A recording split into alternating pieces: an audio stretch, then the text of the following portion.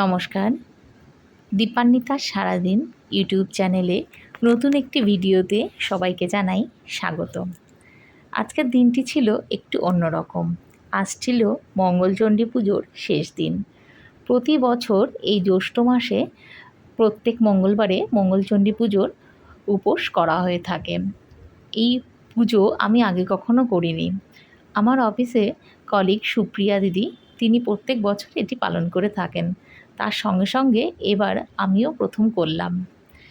আজ ছিল সেই পুজোর শেষ দিন। এই পুজোর জন্য আজকে আমার ছেলে বিহান আমাকে অনেক সাহায্য করেছে। সারাদিন আজকে ভাত না, এই পুজো শুধুমাত্র ধর্মীয় সংস্কৃতি নয়, এটি একটা মেডিটেশনও বটে। একটু মনটাকে অন্যদিকে নিয়ে যাওয়া।